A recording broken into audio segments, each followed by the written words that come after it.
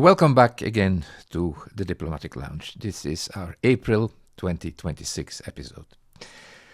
For today's story, we start again at the United Nations, as we have done several times before. The day was September 12, 2002. It was around 11 in the morning, and we were listening to the speech by President George Bush in the General Assembly. Now, this speech was mostly about the coming war against Iraq. Bush named so many conditions that Saddam Hussein could not possibly accept that war was practically inevitable, and it played out a couple of months later in the Security Council and then early in the next year when the war started.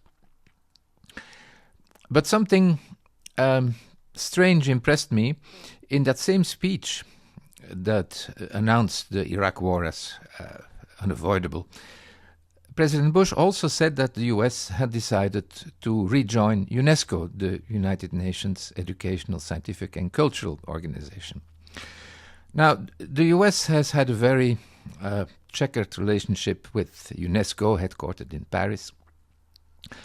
The US left UNESCO first under Reagan in 1984. Then came back, left again, obviously, under Trump in 2018. Then Biden rejoined in 2023, only for Trump to leave again in 2024. So it's a very checkered history. But the reason why I was impressed by the UNESCO announcement was very personal. It was with UNESCO in Paris that we started our diplomatic life in 1978. So I've always kept an emotional attachment to the organization. UNESCO was riding high then. The organization had been closely involved or had organized the campaigns to save the temples of Abu Simbel in Egypt and the impressive stupa of Borobudur in Java. And for the very young diplomat that I was, it was quite an honor and make you feel very important to sit in on the committees that were dealing with those works. But we have to go back a little further in time. One of UNESCO's early achievements was the signing in The Hague in 1954 of an international convention, a treaty, to protect cultural heritage in times of armed conflict. Bringing two and two together, the war being unavoidable and Iraq being part of that part of the Middle East that has so many archaeological sites and very old monuments that are of importance to us all. I started thinking, shouldn't we also add to all the other reservations and warnings that Europeans, in their majority, were expressing, shouldn't we add a warning about saving the cultural heritage? We discussed it with colleagues after the speech, and I brought it up. The result was, though, that colleagues said, well, there is going to be so much human suffering that it sounds kind of trivial to insist on old stones in those circumstances. I think it was a mistake. I think it should have been on the table, but it wasn't. And we all know the result. Sites were destroyed and looted all over Iraq. Yet, in spite of all that, the United States had signed the convention in 1954, although it ratified it only many years later, in 2009, I think, under President Obama.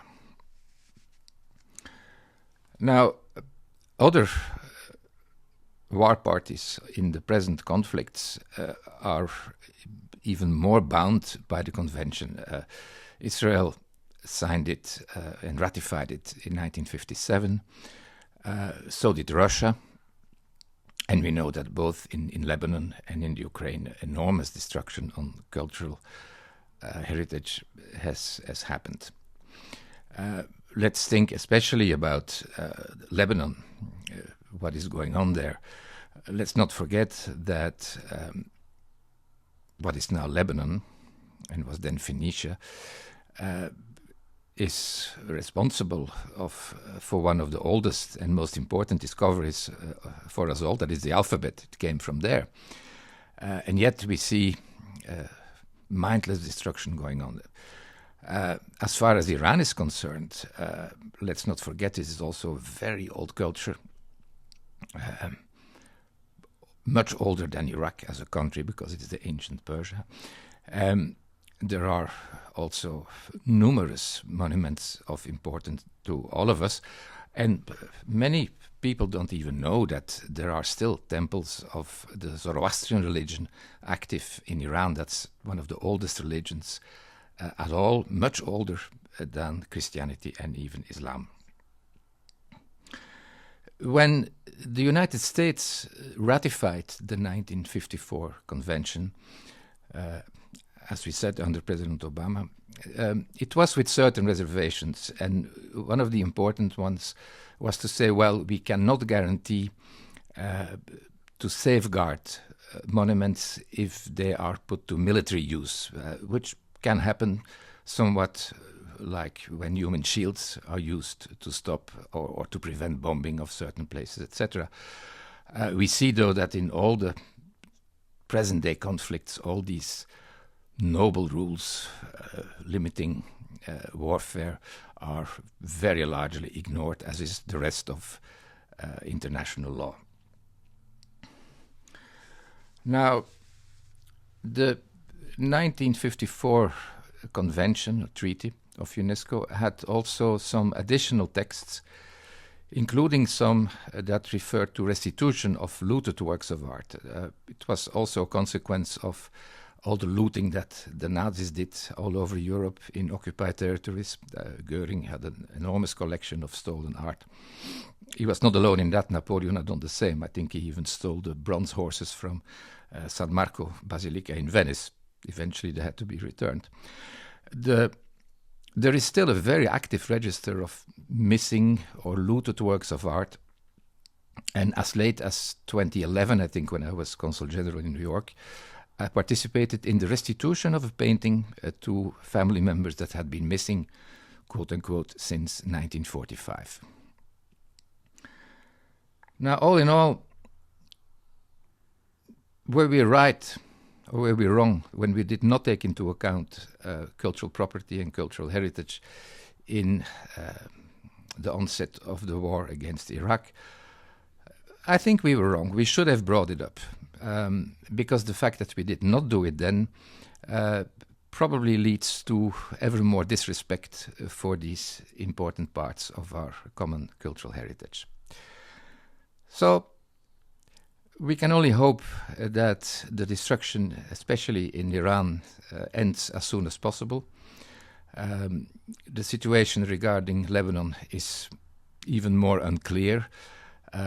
We can only see when the dust will settle what has been destroyed and what stands. But at any rate, I think for any future conflicts, we should not be shy, as we were in 2002, 2003, to bring up this very important issue. Thank you, and see you again next time.